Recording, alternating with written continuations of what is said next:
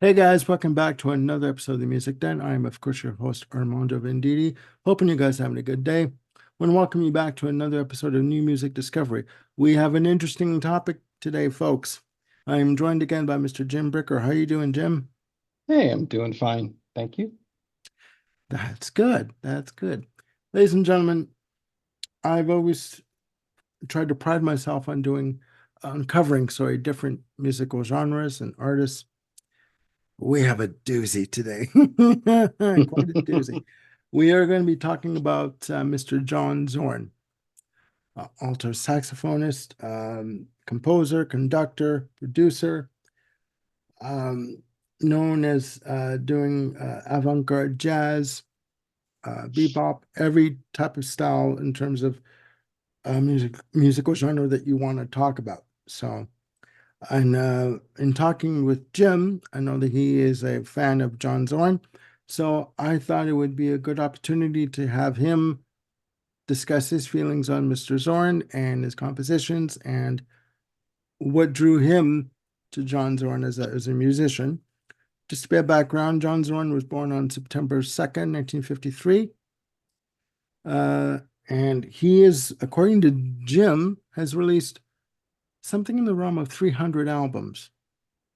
And That is some, correct. yes. So, without further ado, I will pass the virtual mic over to Jim and we will get into our new music discovery discussion on Mr. John Zorn. Sure. Yeah. So I guess the place to start would be where I got introduced to John Zorn, and that would be through this CD of his from the late 80s called Naked City. And Naked City is very relentless, avant-garde, kind of like the speed metal of jazz. And it's one of those things that just kind of takes you aback and goes, oh my gosh, what the heck is this? I can't take this. And literally I listened to it for a couple of minutes with my roommate and I said, yeah, that's enough. I've heard enough, thank you. But there's always something that's kind of stuck with me because I continued hearing over the years about what an innovative, creative um, composer John Zorn was, and an arranger, producer. And I said, okay, well, I want to check this out. So I guess about 10 years ago, I became aware of an LP that he was the composer on and the producer, and it was a guitar trio record with Julian Lodge, Bill Frisell, and John Riley. And it was acoustic guitar trio album, and it was all based thematically around Saint Francis of Assisi. And I said, Really? wow, this sounds different from what I know John Zorn to be. Um, and so I was able to sample it a little bit, and I just went, "Wow, I'm really taken with this." And I bought it and have enjoyed that ever since. And that was sort of the beginning of my rabbit hole down into the world of John Zorn. And then, as we spoke about in a prior recording, there's also the album that Pat Metheny did, where he's Tap. covering all John Zorn compositions called Tap. Mhm. And so that was another great introduction to Zorn's style of composing. Um, so just in terms of sort of background and kind of setting the scene for Zorn, um, when he was growing up and into his young man years, he was interested in many different kinds of music, as my research is showing. So you got your typical your usual suspects. You got Stravinsky, Charles Ives, Stockhausen, John Cage, and then you get into Ornette Coleman, Ennio Morricone, and Carl Stalling. So Mhm. those are kind of some of the folks that he gravitated towards and was interested in. Um, as he got involved into the avant-garde jazz scene in New York, which is probably from where Naked City sprang from, um, his exploration of styles, really began to expand. The website Prague Archives has a page on John Zorn, and Mhm. I'm just going to quote from it here. It says his work ranging from free jazz to surf and from hardcore to chamber music, has blurred the boundaries between art music, popular music, and jazz. It has always been experimental, uncompromising, and a real challenge to listen to. And I thought that was a really well written, succinct way to describe Zorn's music. Um, when I tried to sit and think about it a little bit, I just I kind of wrote up my own brief paragraph. It just says, his discography is just filled with this insane variety of timbres, approaches, colors, shades. They all feel Yeah. like John Zorn, but yet each album, or even the pieces within an album, Mhm. are really, really distinctive. Yeah. And you can't go to you go to your music store, and if you pick up a Paul McCartney album, you kind of know what you're going to get. But with a John Zorn album, no, there's no way that you Yeah. would know. Yeah. Yeah. And I'll just interject something here if I may. Mhm. Um, yeah. I mean, eclectic does not even begin to scratch the surface, folks. I mean, Yeah. it is all over the map. It is jazz fusion, it is bebop, it is rock, it is uh, classical in some spots, it is acoustic, it is melodic, it is noise, it is a body of work that's an entity unto itself. Hmm. And I dare anybody out there. Not that I'm gonna, not that I don't want to jump ahead of myself, but I'm gonna take one jump ahead, just one sec. I Go for dare it. anybody out there to give a definitive definition of the musical scope and landscape that is indeed John Zorn. Like really, I mean, th there are no words. I'm sorry. Yeah. I mean, eclectic just begins to scratch the surface of it.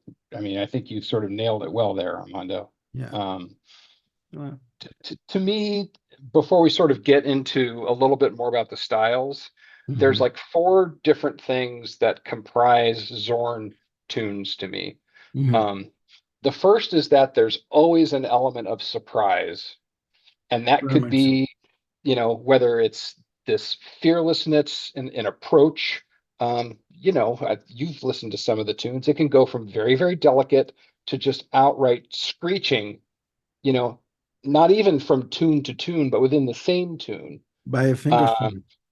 yeah. Um, Also, he's very, very fearless in his configuration. Like I was saying, is that you can't pick up a Zorn album knowing what you're going to get, because some albums it's a string quartet, sometimes it's thrash metal, sometimes it's traditional klezmer music, or it's straight ahead piano jazz, or a classical vocal trio. Yeah. It's very, you never know what you're going to get. There's an album that he did called Kristallnacht, which is his musical interpretation of one of the horrific events of the Germans coming down upon the Jews in the run up to World War II, right? Oh, sweet And there's Jesus. Okay. there's one tune. So the album starts out with this just sort of very, I'll call it a traditional sort of, Jewish family tune, sort of setting the mood for what's going on. And then the next tune that follows is basically the audio equivalent of the brutality of the Kristallnacht event. It's Okay. just screaming and thrashing and breaking things. And, to some people, that's music, not me. I wouldn't listen to that for fun. Um, but it certainly gives the audience an understanding of just how fearless this guy is in his Yeah. approach and what he considers music to be. So that's all under kind of the rubric of surprise. Um, the second categorization or style that's kind of typical in Zorn is that's very rooted in Jewish music. John Zorn is Jewish, and so there's a lot of harmonic and melodic tradition that's there in these tunes. And I lack the musical education and vocabulary to describe exactly what it is that makes that. I don't know if it's chord voicings or keys or what exactly it is that makes something sound Hmm. Jewish, Hmm. but it's there and it's very noticeable. And it's what makes it unique because there's not a lot of modern stuff out there that has that. Hmm. Um, the third thing is that there's a lot of repeated or circular motifs in Zorn's music. There's every song kind of has a loop, if you consider its head, even giant steps. I mean, Hmm. that repeats, but there's a lot of repeating that goes on in Zorn's music. Yeah. So that's something to kind of look out for and sort of anchor to and grab to. Hmm. Um, the fourth and final one is that many of his albums have kind of a spiritual element to them. I mentioned that this Guitar Trio album was inspired by St. Francis of Assisi. There's lots of his records that have to do with deep roots in Judaism or Gnosticism, humanism, a term I'd never heard of before, angelolatry. So there's Angelolatry. angelolatry, Okay. which I guess would be the devotion to angels. In fact, he's got a whole series of records. The one that the Pat Metheny album Tap is a part of is his Masada Book 2, the Book of Angels, and it's like 32 albums. And each album is supposedly named after an angel. So Yeah. there's there's that. So to me, those are kind of the four major touchstones of Zorn's music. And then he's going through, any number of different styles as he kind of perceives those touchstones. Hmm. Um, Anything that you want to add to before I kind of get into the second part? I just, I mean, ladies and gentlemen, I was telling Jim before we started taping that if I haven't grown hair by the end of listening to all the music that I listened to yesterday of John Zorn and the different styles and again the eclecticism and the compositions, I'll never grow hair anymore. Like I'm done. I mean, it is a lot to sonically digest and to make sense of, if there is any sense to make of it. Hmm. Um, just a little, just quickly, Jim was very gracious to give me a playlist of 25 songs to listen to of the works of Mr. John Zorn. My God, yeah, it's just um, it is very different. That's all I can say. You know, Yeah, and then you're going to link those playlists within the description for this video, right? yes, I will. I'll put Okay, cool. we have two links to put in the description for this video for YouTube and for Spotify, and I'll Yep, put them in the description below. I yep. promise. Same list, just both Just both different way to platforms. access it. Yeah, Yep. yeah, So one of the reasons why I wanted to do that um, was really to try to provide an entry point for people who are brand new to John Zorn, because people look at like the discography of Frank Zappa or Miles Davis or Todd Rundgren, and they don't yeah. know where to begin because there's Yeah. like 40, 50, 60 albums. It's- John Zorn says, "Hold my beer, here's 300." And it's very difficult to try to find that entry point. So I put together the playlist to try to, and I called it the young person's guide to John Zorn. So someone who is brand new can sort of get an idea of how he approaches things. And yeah. and again, to kind of use Giant Steps as an example, Hmm. most of these tunes have a familiar theme or a head to it. like giant steps. Da, da, da, da, da. I mean, that's the theme. And then there's a bunch of soloing that goes on from that, just like any sort of structural jazz tune. Hmm. Now, a lot of Zorn's music is built on exactly that principle. You may have a prelude before you get into the head of the tune, or something like that, but the basic structural components of the music are the same. There's a head, there's soloing, and usually there's a restatement of that head or theme, and then you're And then out. an outro. Yeah.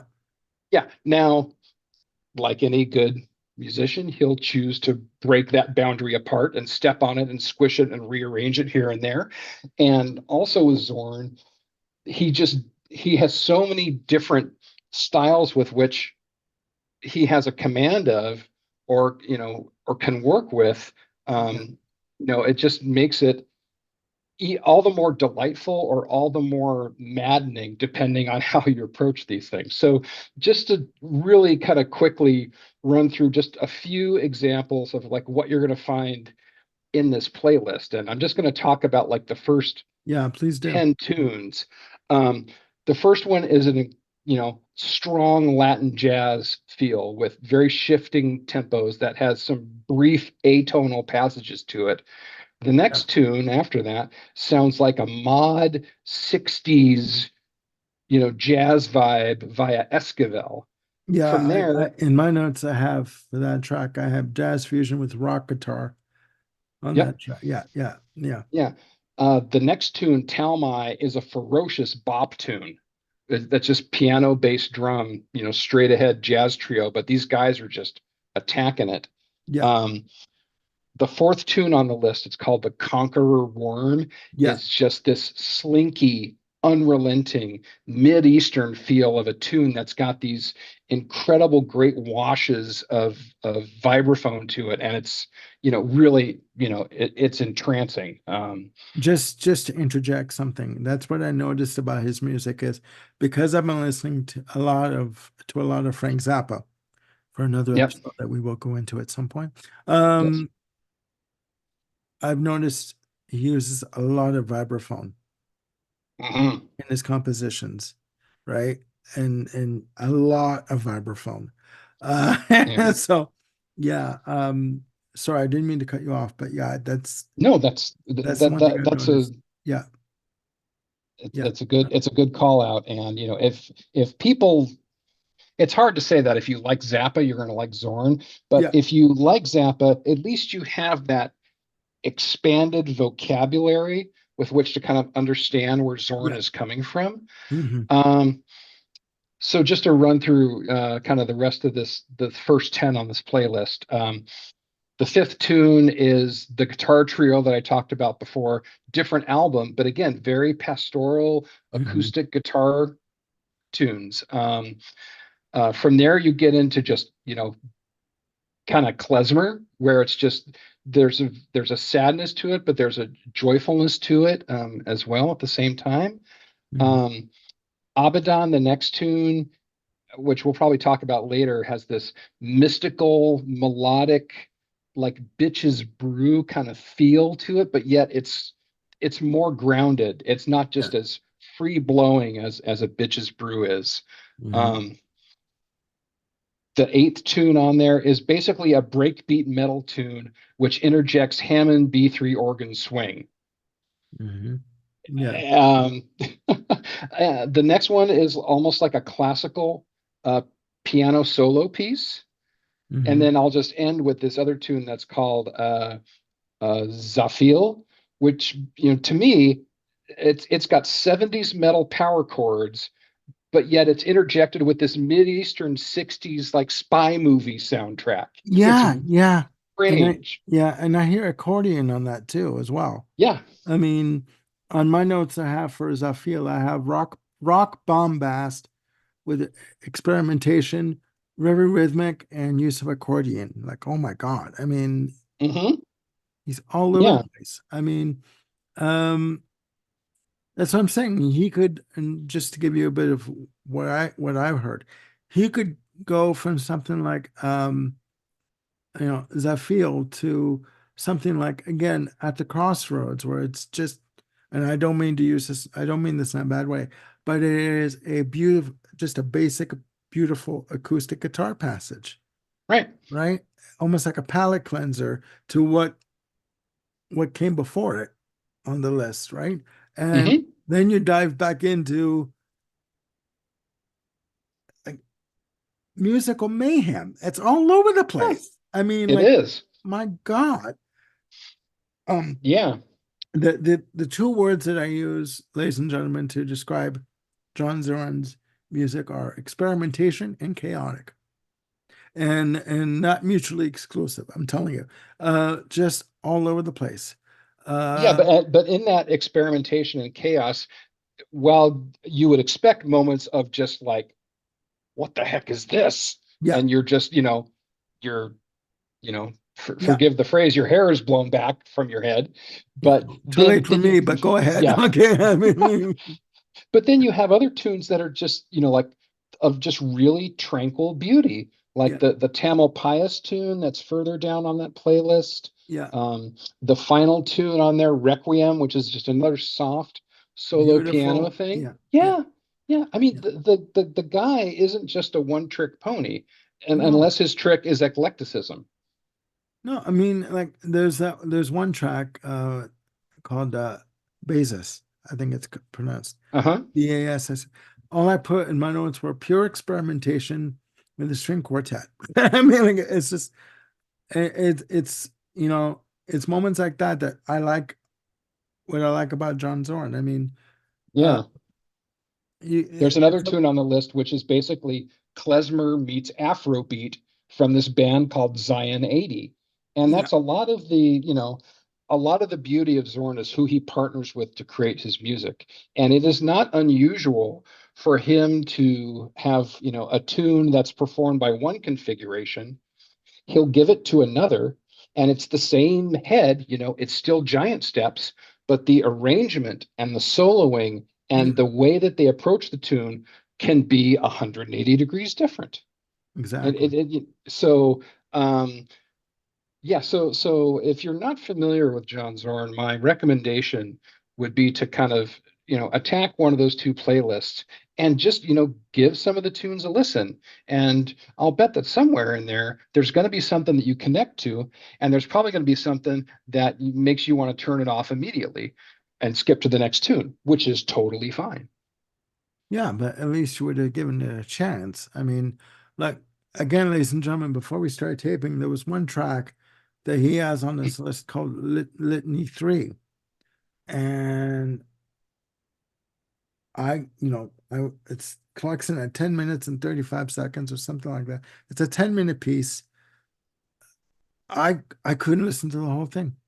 It was too jarring because Yeah. you have like a beautiful sort of a nice tranquil piece or section, and then right after that you have like drums coming in really heavy and heavy rhythm guitar, and somebody just screaming over the top for the vocal, and it was like I was like just like jarred awake. I'm like, what the hell is this?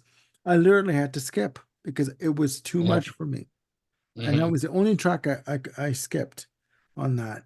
But yeah, I mean, if you want a list of songs that the only way I can describe it is they're basically entities unto themselves. Each song is a different chapter of a different book of a different musical style. Just, you listen to a few of these tracks or listen to all of them and you can make up your mind. And again, I will put the link in the description below. I promise you that. But yeah, just like in for a big mouth like me, that's usually okay. Okay for talking. It surprised the hell out of me. I could not believe it. I could not It believe. was not my goal to leave you speechless, but I guess in some way I have. Yeah, it was not. You put a list like this together, and it was not your goal to leave me speechless. So come on. I mean, I'm just a guy sharing music. there you go. There you go. And No, it's true, but I mean, like, oh my God, I'm unreal, unreal. Now let's tackle some of the albums that Yep. you gave me three albums to listen to. And the first one is, where is it here? I got my list here. The first one is Top Book of Angels, Volume 2. Is it Volume 2 or 20? Volume 2. Uh, I think Tap is actually number 20 Number, within yeah, book okay. two. Volume, okay. I'm sorry. Top Book of Angels, Volume 20, Book 2. Okay. All right. Uh, now this is Pat Metheny uh, doing the music of performing the music of John Zorn. Released May 20th, 2013, produced by Pat Metheny, released on None Such Records. And what is the name of the other label? To that Zadik. Zadik. Sorry. Yeah. T is silent. Tzadik. Yeah, the T is silent. Zadik. Okay. Yeah. Uh fantastic album. Six tracks. Um, I can tell you that five out of the six for me are clear winners. I know Fantastic. which one is not. You know which one? I know which one. Okay, we're gonna basically what I wrote here is in my notes is that he's Pat Metheny has taken John Zorn's sorry, compositions and basically has put his own spin on the tracks. I mean, beautiful guitar work, fantastic, lush, guitar passages, intricate acoustic guitar work on all the compositions, with the exception of one that I'm gonna. Mhm. Okay, uh, very surreal in terms of the compositions and Pat Metheny's take on it. What is your take on Tap overall? Because I know it Well, was in your list. yeah, well, we talked about it in a previous recording, and I said that Tap was like my number 10 of top 10 Pat Metheny recordings. Yeah.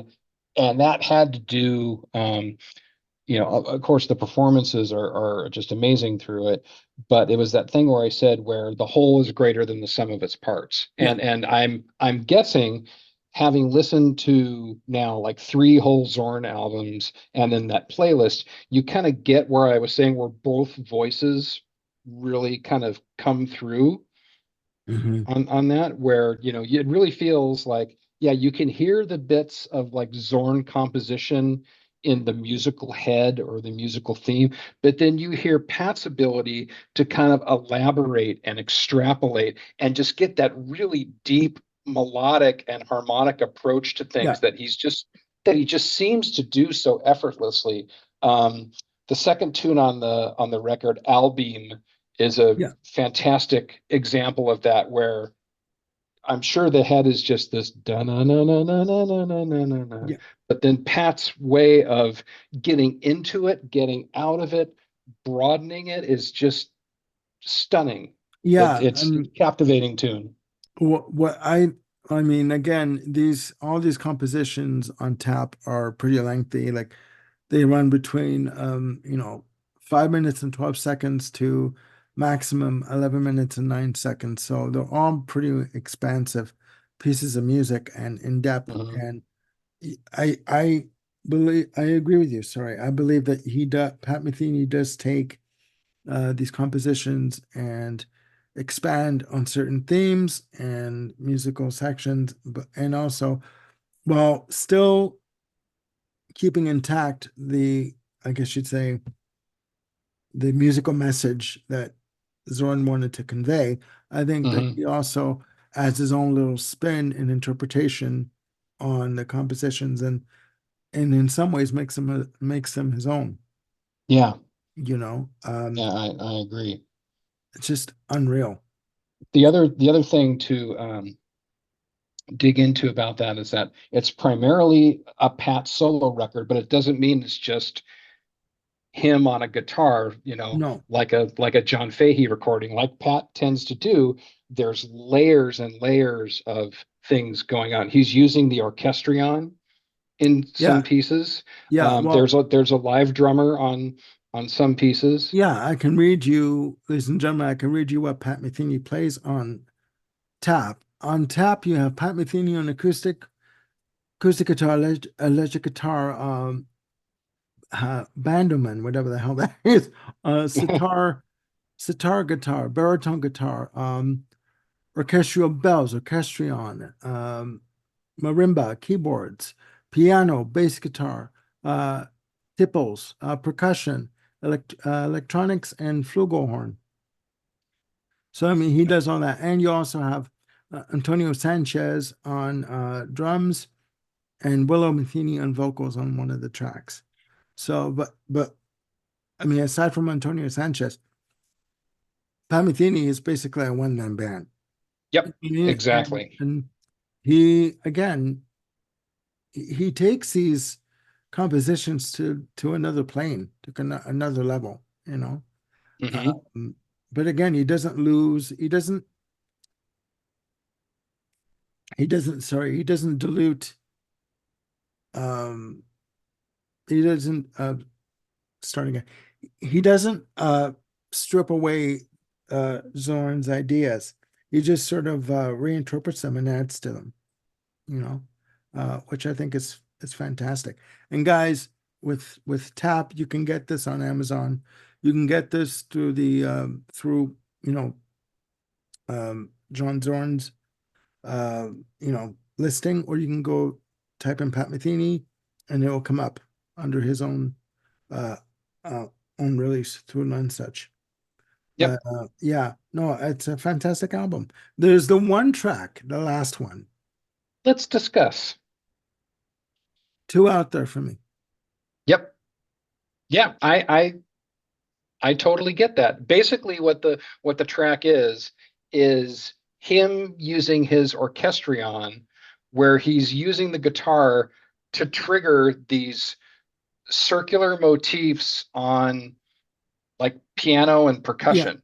And Okay. it's this loop that kind of goes on, you know, mostly for about like, 5 or 6 minutes or so. Yeah. Well, the track is 6 minutes and 12 seconds, but it starts off okay, but then it sounds like he ends up on an acid trip, and it's just, Yes.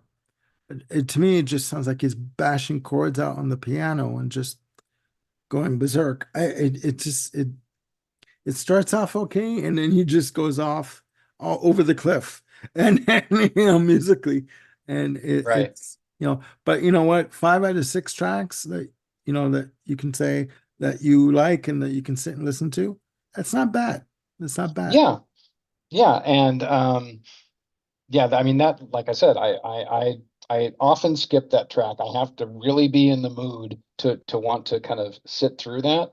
But yeah, the whole record I think is wonderful. Hmm. There's not only do you get, like I said, the melding of the two talents, but you also get a ton of variety within within the album itself, just all kinds of different styles and approaches to playing. So every, like we've talked about on recordings, every track is like its own little avenue and its own unique street and color. Yeah, And if you don't like one track, just wait for the next one because it's going to be, yeah, at least 90 degrees different at the very least. at the Um, very least. no, it's true. No, I mean, and I don't mean that to be funny about it, or to Hmm. be disrespectful. I'm just saying that Oh, sure. no one track is the same. Right. It is different, to say the very least. But yeah, and again, you guys, you can get Tap on Amazon, you can get it on Discogs, even in eBay. You can stream it, Yep. which is how I did it, and it's like, okay, I'm getting into this until you get to track 6. And then it's like, all right, skip, I'm going for a coffee. That's it. Everyone out of the pool. Yeah, there we go. Everyone out. Okay. All right. Let's move on to the next album that you gave me to listen to, At the Mountains of Madness, which was released by Electric Masada, which is a group that John Zorn put together. You can tell me. Yes. Okay. Yeah. Basically, the mas- in the mid to late 90s, Zorn had a quartet, an acoustic jazz quartet of sax, trumpet, bass, and drums called Masada, and they would play, a lot of the tunes that he had written.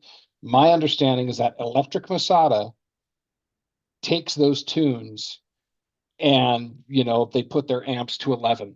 There's there's three drummers, so two drummers and one percussionist. Uh, One guy on keyboards, another on electronics, so you can almost call that a keyboard too. Yeah. Um, Drums, bass, and sax. So that's the configuration. At Okay. the Mountains of Madness is a live recording, Yeah, I'll and go so you through. get that extra feel of intensity as well. Yeah, I'll go through who plays on the album. For at the Mountains of Madness, you have John Zorn on alto saxophone. Um, can't even read this shit. Oh my God. Um, oh my God.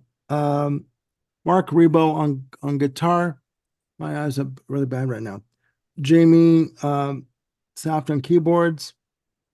Iku Muri on electronics. Trevor Dunn on bass. Uh, Joey Barron on drums. Kenny Wolson on drums, and Ciro Batista on percussion. So basically, Yep. you've got two drummers and a percussionist, or three drummers. I listened to this album. My God, I mean, like, oh, it is all over the place. It is It is, isn't like it? unreal. There's 15 tracks in total, guys. Sorry about not being able to read. I'm having my eyes are really bad today. Um, 8 tracks on one disc, seven on the other, a live recording, again released in 2005. You can get this on Amazon and on Discogs and on eBay, and you can even again stream it on YouTube. Anything that we talk about, you can stream on YouTube on the episode. But yeah, I mean, you've got extended pieces like 16 minutes here, 17 minutes there. It's the when I use the two words experimental and chaotic, I mean it. I really do mean it. Um, Yeah. what I is mean, your even the first track, disc one, track one, I think it's called Villain. Um, Lillian? Yeah, it's just thundering and unrelenting with the drums, the guitar, the sax that's, I call it squonking, where he's just sort of making all these, atonal squeaks and shrieks yeah, with the sax. I mean, it's really something that you have to kind of um you have to brace yourself to listen to it because like I said, it's thundering. Um and but again, it's sort of keeping with, and the if you're Zorn style. yeah, if you're not one for jolts and starts and stuff, take a Valium Yeah, and brace yourself, for what you're about to hear.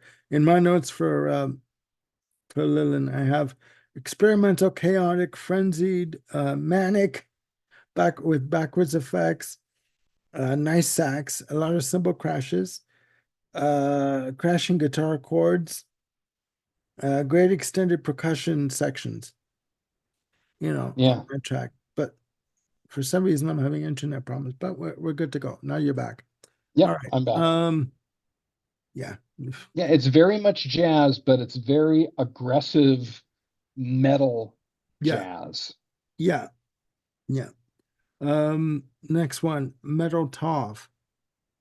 Um, in my And notes, yeah, sorry, go please go ahead. ahead. No, go ahead. Go ahead. I have one word written as a description word, and to me, it's a rocker.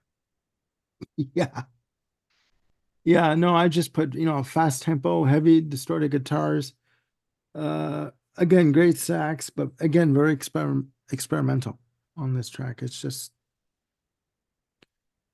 all Yeah, over the place. yeah, it's a different if it's a different feel than track one, but it's still, up tempo, pedal to the metal kind of stuff. Yeah, yeah, a lot of distortion on the guitar and a lot of using of the, I guess you call them the wah-wah pedal, in terms Yeah, of the, yeah, Karem which is next, or Karaim, or another 16-minute, 15-second track. Um, what do I have in my notes here? Soothing atmospheric keys, rhythmic percussion, again, great sax, nice surf guitar riff, I call it. Yes. Yeah, Uh, absolutely.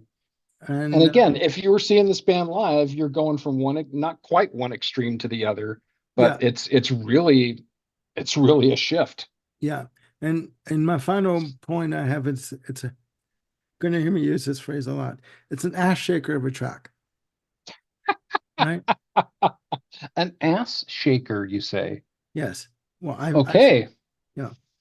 It's there are pieces of music you listen to, and all of a sudden, like like you're bopping your head. You don't mean to, but all of a sudden you don't even realize that you're bopping your head, and all of a sudden you're shaking your hips, and I call it ass shaker of music. I mean, get your ass moving. That's why not? I mean, Why not? we all need that from time to time, right?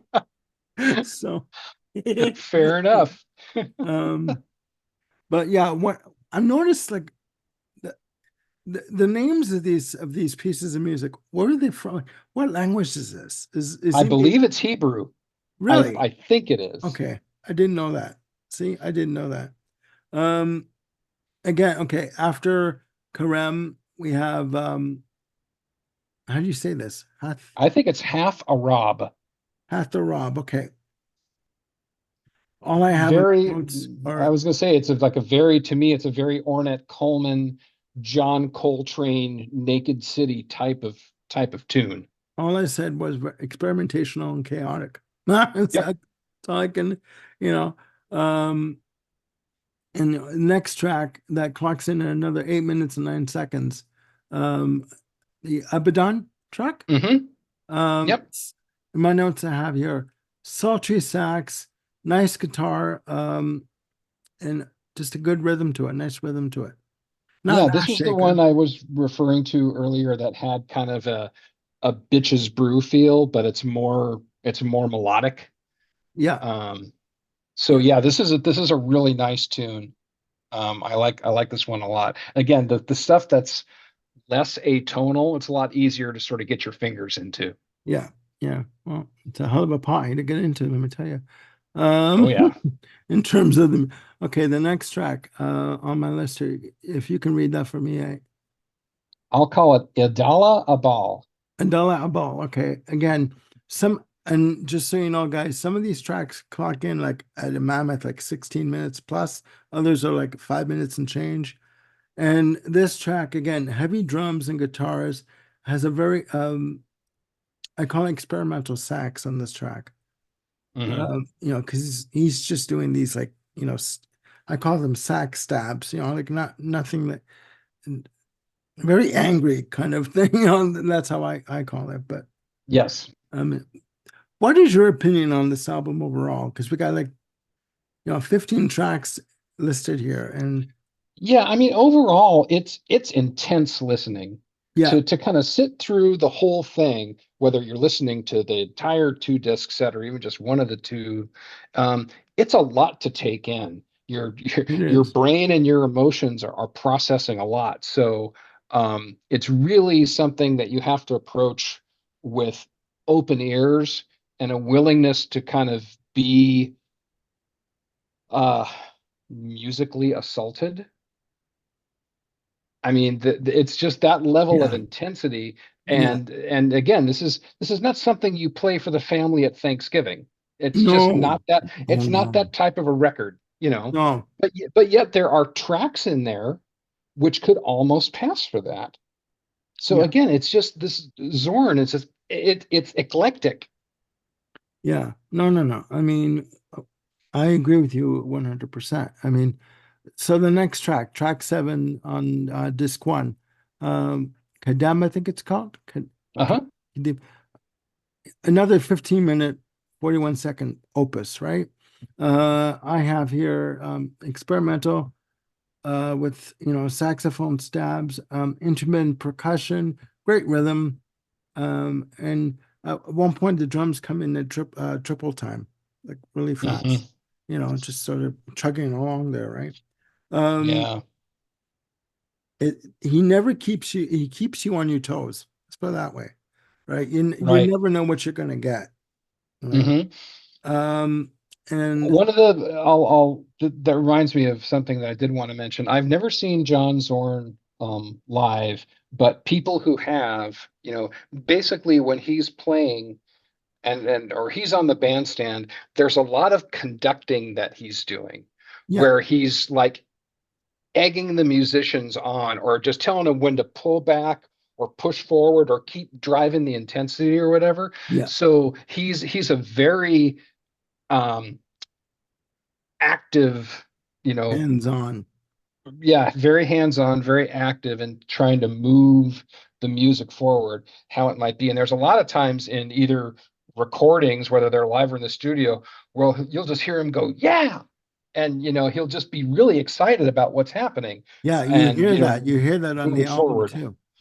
Yeah. Yeah, like in between performances, like you hear him sort of like, compliment the musicians, are like, yeah, that was good, like, and just sort of giving them like kudos, right, for what they were doing. And I mean, the disc one ends off with the track Yatsar, uh, Hmm. which to me, just relatively short track, like 6 minutes and 5 seconds, and to me, it just relatively short. It Um, is, yes, for yeah, John. compared to the other tracks on the album. But to me, I have in my notes just a nice blues guitar riffs on this one track. So I mean, he'll take you through a journey leading up to the very end, and at the very end, either give you like a nice uh, calm acoustic passage, or he'll give you like a blues track, or just sort of like to cleanse the palate of what you heard before, kind of a thing, right? Yeah. Hmm. Um, I noticed that on disc two that a lot of the tracks are repeated. What and the song titles. Why were they repeated? I'm not sure. My guess is that this was recorded, two different sets. I don't know if it was recorded on the same night, but apparently, you Oh, know, John was so excited about, what the band was doing, yeah, um, that yeah, he wanted those different versions, like the tune Abaddon, which I talked about, which is that melodic bitches brew E yeah, kind of tune. I yeah. think on disc one, that version is about 8 minutes and change. On disc two, it pushes 10. So there's just more, Nine minutes, there's 59 seconds. Yeah, yeah, so there's something more that the musicians are giving to it in that performance. And that's right. my guess is that it's reasons like that for why he picked it. So they're not radical rearrangements of the same head or the same melody. It's the same kind of feel, but it's just different performances. Yeah, okay, yeah, because I just remembered in my notes the performances were done in Germany Mm, and one night, and I forget the other venue. I think Hungary. Um, okay. um, not Budapest, but yeah, two different locations, two different venues, and Yeah. obviously two different feels, right? And the lead off track for disc two, again, I can't even pronounce this I one. I, I don't I'm horrible at Hebrew. I'm going to say Yeah, Takufa, Tekufa. Yeah. Takufa, clocking in at a mammoth. And these are the end of my notes, guys. The mammoth, 17 minutes, 59 seconds. In my It's notes, again, intense. oh, Christ almighty. In my notes I have here, heavy crashing guitar chords, screeching saxophone, like a just crashing cymbals, atmospheric keys, very rhythmic, but also very psychedelic. What I noticed with a lot of these tracks too is has a very psychedelic 60s feel, Hmm. especially with the use of vibraphone, right? Yeah, I mean, yeah, like Dream Machines is where you get a very sort of psychedelic sort of feel. That's, I think yeah, we're going to from talk Dream about that Machines. album. We'll get into that Yeah. in a sec. Dream Machines, yeah. But But it's yeah, almost at like, the Mountains of Madness, you talk about like 60s. I mean, I'm hearing MC5, Blue Cheer, yeah, um, you know, I guess a bit of Velvet Underground here and there, but yeah, it's just ferocious. Yeah. When you say MC5, I'm almost expecting to hear kick out the jams, motherfuckers, you know, that kind of Well, thing. yes, that, Yeah, like, but we won't go there. We're a respective group but here. that is the spirit of this music. Yeah, It's it just, is. it's just go, put your foot down and just don't stop. Yeah, yeah. No, it's true. And ladies and gentlemen, we are up to the third album that Jim suggested I check out, called Dream Machines, which was released in 2013. My God. I mean, again, continuing with the experimentation, starts off with the oh my God, my eyes are bad. Psychic Conspirators. conspirators. Sorry, can't even see today. In my notes, I have your, like big band jazz, experimental, again, chaotic, a lot of use of vibraphones and very rhythmic. Uh, you know, um, Anything to add to that? I Well, mean, the no, I mean, just Dream Machines, just as a whole, is the configuration is very tight. It's piano, bass, drums, and vibraphone. yeah, So you're not dealing with electronics, you're not dealing with electric guitar, you're not dealing with the squonking, screeching sax. It's pretty straightforward in terms of the configuration. yeah, All acoustic based, I should say. yeah, But yeah. what they're doing with it is some pretty amazing stuff. This is one of my favorite Zorn albums. Okay. Yeah, I mean, I listened to this album and forgive me for saying this, but a lot of this could be almost like soundtrack to like a James Bond film, like Sure, in terms sure. of the use of like, of vibraphone and stuff like that. Hmm. The next track, sorry, I cannot pronounce that. Le Cure, Guilt, maybe? Guilt liqueur. Okay. Well, we'll say that. That's it, guys. Okay. And for me, I hear it's a very relaxed tempo, nice use of brushes on the drums, Yeah. nice nice rhythm on it, and just a nice tempo to the whole track. This is Three where or four the different themes kind of happening in that yeah, tune. yeah, and the Conqueror Worm is also appears on this track, as you also put that track on the list of 25 songs to listen to. But moving on to track four, The Third Mind. I mean, like, here we go. Gone. I mean, like experimental, catchy piano melody. I have in my notes here. Very, to me, it has a very psychedelic feel. Yeah, it's my comments on it structurally are that you've got a very brief intro, and then there's a very straight ahead melody and theme, but then it gets atonal. Yeah, no, it's true. Yeah. Um, God, Light Chapels is next. Uh, to me, this is very has a very cinematic feel to it. Again, use of vibraphone, a Hmm. lot of starts and stops on the track. Nice piano on it. Good song, good piece.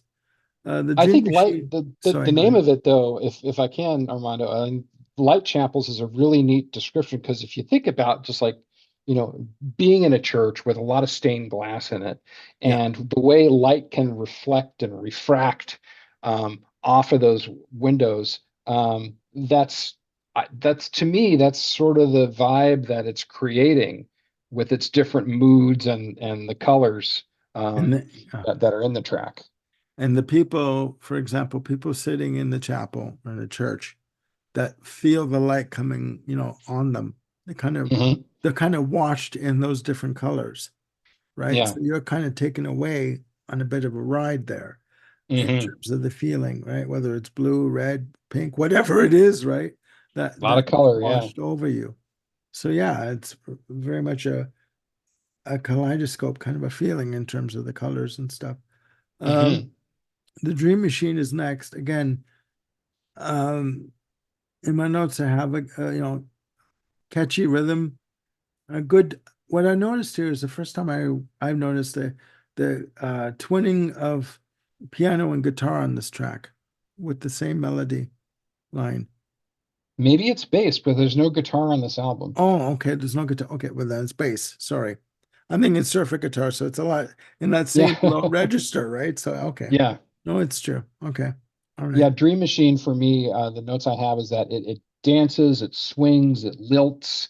I mean, Yeah. it really kind of just moves on. It's a neat tune. Yeah. No, it is a good song. My God, Note Virus is next. Oh my God. How can I put this? In my notes, I have here again, experimental is going to come up a lot. Vibraphone runs galore all over this, very Yep. chaotic in this track, which, you know, that's why the track is called Note Virus. Okay. It just, Yeah. it spreads. Okay. It goes all over the place. Um, Yeah. 1001 Nights in Marrakesh, Middle Eastern rhythm on this track, mid-tempo piece. Just, I like it. I do like it actually. And Yeah. and it ends off with the Wild Boys, which is like 3 minutes and 30 some odd seconds. Uh Energetic, chaotic, manic arrangement. That's all I have on my notes, right? Yeah. I have it's frantic and joyfully explosive. Well, that's another way to put it. Yeah. Very different, very different. Um, but yeah, my God. I mean, you've taken me on a musical journey that, whew, like it is, and I use this in a very the best way possible. Nuts.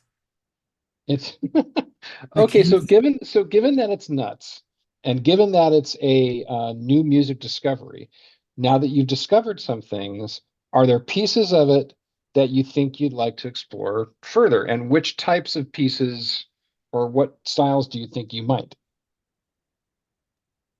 I would want to explore more of the acoustic guitar pieces, like passages that he does, like with Hmm. At the Crossroads. Like pieces like the Dream Machine, I would love to. I would definitely explore more. Light Chapels, obviously. Um, Hmm. the Third Mind is another one in terms of that kind of in that avenue. I would like to. I would like to explore more, but yeah, it is a lot to sonically take in. Like It is. when you listen to the three albums, guys, and then you listen to the 25 tracks that I was given to listen to. Um, I started at 8:30 in the morning, I'll tell you guys, and I finished uh at a quarter to four in the afternoon. It's a lot. It's a Was lot. it a lot because you had to take breaks in between the tunes? Yeah, I had other things to do and stuff. And, because Jim said to me, oh, and just put it on and leave it on as background music and just go about doing your daily thing. I couldn't do that. I had to sit and make my notes and think, okay, what am I hearing? What am I understanding here? What is he trying to convey musically? Um, it's all over the place, It is all over the place. you And know. John Zorn is, it's not very easy, to make converts into the world of John Zorn. And really what I was wanting to do is just kind of expose you to what he's all about in sort of bite-sized chunks, so you could sort of get the idea of, okay, he's for whatever you may have heard, he's not only that. There's a lot more to it. Yeah, there is. There's a lot more to him than anyone could ever hope to try and understand in one sitting. There is no way that you can sit and get a full comprehension or understand again fully what he is trying to convey to you musically in one listen. This takes dedication, takes patience, and determination in order to try and understand the entire musical scope that is John Zorn. But even with patience and determination, there is actually some enjoyment that can come from that. No, true, very true. No, no, no. I didn't mean to say that it was taxing. I'm just trying to say that Yeah, it's a lot. It's a lot to take in, right? there is it. There is. Litany 3, yes, very taxing. But yet, like Albeam from the Tap album, beautiful, bucolic. Gorgeous. It runs the gamut. Yeah. No, it does. It does. And I tried to watch an interview. I started watching an interview that he did, that John Zorn did, and the interviewer asked him his first question. It was done in front of an auditorium. And when John Zorn does not want to answer a question, he does not answer a question. Oh, Like I forget the question, but he asked him the very first question, and John Zorn is looking at him like, and then he's looking behind him, looking, oh, you're talking to me. You want me to answer this? It's like, why do you want me oh, to? And then he says, why do you want me to answer this? I've answered this before. I'm like, and he's like, well, you're here to answer questions. I'm asking you a question. And he's like, but it's been answered before. And I'm like, you know what? I would, if that was me, I would have said, okay, interview over. Because you know what? I'm under the belief that if you don't want to answer questions about your music, then don't agree to an interview. I'm sorry. I mean, you have to take or try to take every situation coming at it from being a brand new situation. Like someone sure, is, you know, coming at you for the first time.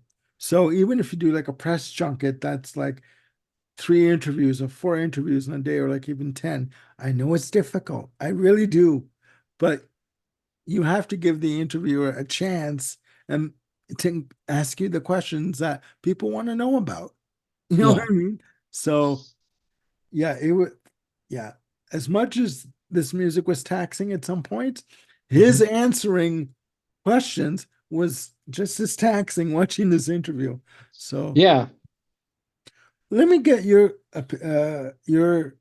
takeaway. What is your takeaway after getting used to John Zorn? Like, what is it about John Zorn's music that does it for you? Um, I think it's a measure of surprise Hmm. that you never really know what you're going to get. Hmm. And I love the fact that he's kind of devoted to this um, unending palette from which he can draw from to bring his compositions to life. Hmm. That really appeals to me. Um, Once you kind of get used to the type of music that he writes and kind of understand like the basic jazz form of it for the most part, I was really able to kind of enjoy it more because I've sort of got the vocabulary that he was working in. And then, whether it was string quartet or a vocal trio or, you know, a metal blast beat band, I could find the hook in it. Um, the other thing is that, I've accepted that, not all of it is for me. I'm not going to enjoy all of it. Litany 3, I'm not going to put it on just because I want to listen to some John Zorn. I'll put on one of the Guitar Trio albums, or I'll put on, Tap, or um, something from some of his other bands, like the Nova Express quartet is a good one. Yeah. There's just a lot, for a guy who puts out probably 20 to 30 albums a year. I admire his dedication. I admire his output. I admire the fact that he has such a deep love for music. People that have worked with him or had seen him talk about just how joyful he can be on the bandstand, when he's conducting, when he's playing. There's just a sense of like childlike wonder and discovery in his music. Yeah. And plus this one thing that sort of came through in the liner notes to the Tap album was just this sense of just kind of a man appreciating things. You know, he gave the songs to Pat and said, "Go for it." And Pat came back and sort of dropped the tapes with him, and Zorn was just floored. He had never expected that to come back, and he said he almost wept. And he just, the liner notes end with like, "Bless you, Pat." This is, it was like such a gift to him for Yeah. someone to kind of take just the raw materials of what the notes on a staff or whatever, and to Yeah. turn it into that. Oh yeah. No, Um, no, no. I mean, when listening to the Tap album, and I was going to ask you another question, and I will. mhm. But listening to the Tap album and Pat Metheny's interpretation of John Zorn's pieces, I was like, okay, this is fan bloody tastic. You have intricate guitar, acoustic guitar, very layered, textured pieces, very ornate, but also at the same time very light, very ethereal. Mhm. There's that, what's the word? I guess juxtaposition. You have Sure. you have the heaviness of the electric guitar against the airiness of the acoustic guitar, like just two different uh two different color palettes. You know what I mean? Yeah. That he's working with. And they blend together so beautifully. I mean, it's amazing, with the exception of track six. I'm sorry. I mean, No apologies. I'm right with you. but it's yeah, that one track is a train wreck. I'm sorry. In terms of the arrangement. Yeah. So It's the zero tolerance of silence for that album. yeah, it is. It is. Yeah. I literally, I mean, you're talking to someone that sat through Guns N' Roses and Metallica for 7.5 hours. Okay. In 1992, September 22nd, at the CNE Grandstand in Toronto. Okay. On that massive, tour that they did, for the rescheduled show. And with Faith No More opening up. Okay. So I can put up with being sonically blasted, but Yep. this was a bit too much, okay, That's a in bit too terms of much. that. So, but my question to you is, Hmm. for anyone that wants to, obviously, I'm going to put the links up in the description, guys, for the 25 tracks. For Hmm. anyone that wants to get an album uh, of Zorn's music to get into as a gateway or as an introduction, I would personally, I know what I would recommend. I'll let you talk first. What avenue should they explore first or go down?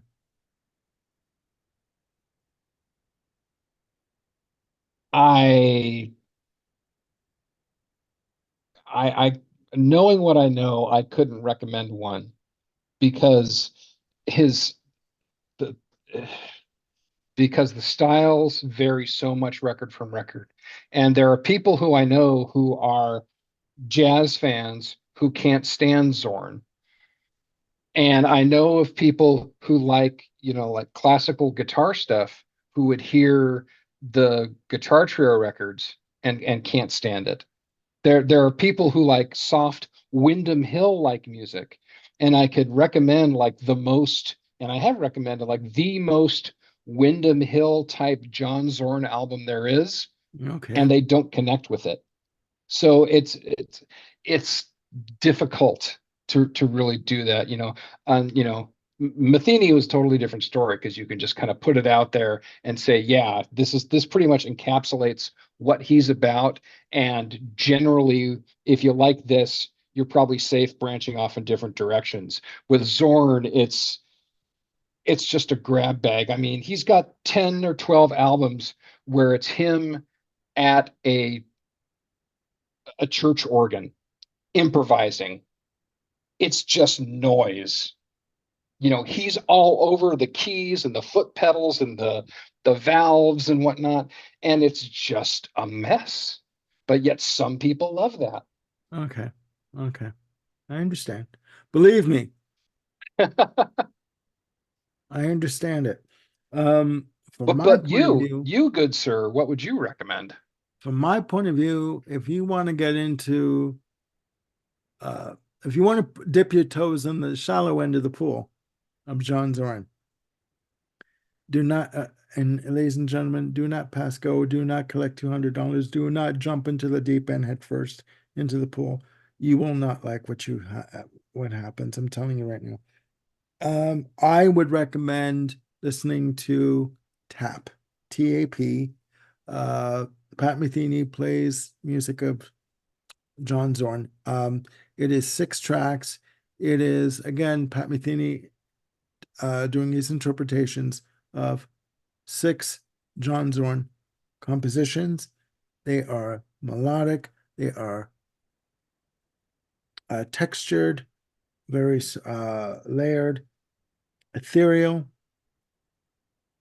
beautiful. That is the easiest way. If you want to have an album to start with of John Zorn's, from the, like that that that is just chapter one of all that we've talked about, Dream Machines. Start with that album. Hmm. Those two albums are the best, in my very humble opinion. And again, we are not experts in the No. music of John Zorn. We are not experts at all in terms of composition and music theory, etc. Um, we're just giving you our opinion. But if you want to get into his music on a very preliminary basis, those two albums, Dream Machines from John Zorn, and you can get it on Discogs, and Tap, Pat Metheny uh, plays the compositions with John Zorn. You can get those two albums. Those are two perfect starting points to get into, in my very humble opinion, to get into John Zorn's library of Mhm. vast, expansive, my God, eclectic, distorted, chaotic, experimental world of his music. That's the only way I can describe it. Yep. And that's a really good description. Now, in my not so humble opinion, Go ahead. if one, still was squeamish based on how we talked about it, I implore you to try the playlists because you're Yes. not going to really be able to get it until you hear it. And those young person's guide playlists, again, in my not so humble opinion, is probably the best way to get more of the fullness of what Zorn's, you know, uh, Yeah. wheelhouse is like, because you can get every style that you know of and about 40 that you don't.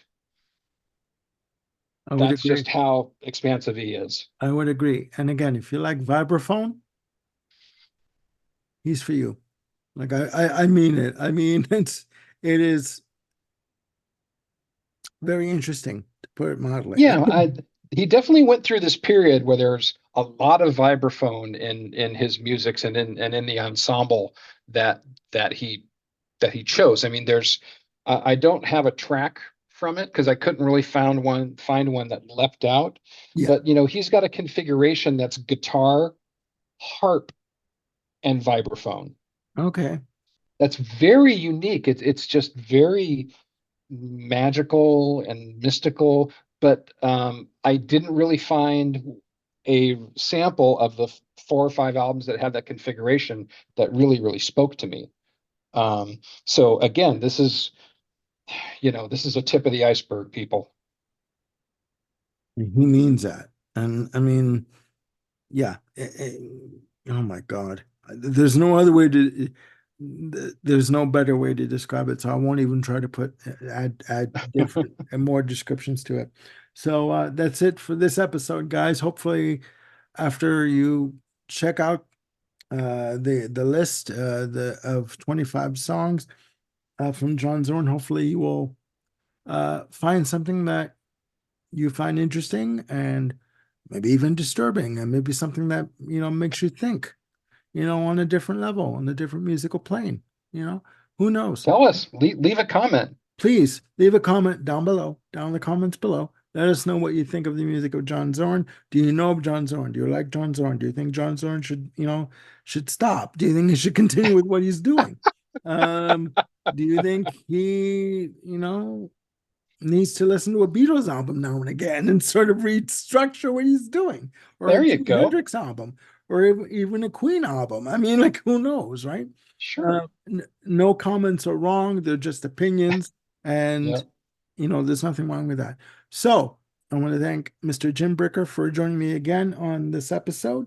Once again, you were a light in the dark, for all of this. Um, because I couldn't have done this on my own. I stumbled a bit here and there, and I apologize for that because this is brand new territory for me, right? Which is the premise of new music discovery. It is, in fact, a new So music discovery. there you go, there you go. And Jim and I are going to be back in the near future with top 10 albums of Frank Zappa. And yes, top 10, not 62. We're not doing that. We have lives, No. we No. we have lives. We're also going to be doing a top 10 albums of Miles Davis, right? So that's going to be a good one as well. Our And dance card is getting full, Armando. yeah, so is mine, believe me. Believe me, believe me. So that's it for now, guys. Please stay tuned for top 10 albums of Just Hotel with Warren Bunn. That's coming up after this episode, actually. And we're also going to be, Warren and I are going to be talking about Robin Trower, Bridges Size, the 50th anniversary edition box set that just came out on May 17th. We're going to be talking about that. That's another episode of album discussion. So all that and more coming up on the Music Den. So please look after yourselves and one another. And please click like and subscribe, and click the notification bell to keep yourselves on top of any new content that I've got coming up. There's a lot to come up still, guys. And that's it for now. I'm Armando Venditti for Mr. Jim Bricker. Please look after yourselves again and have a good day. We'll talk to you soon.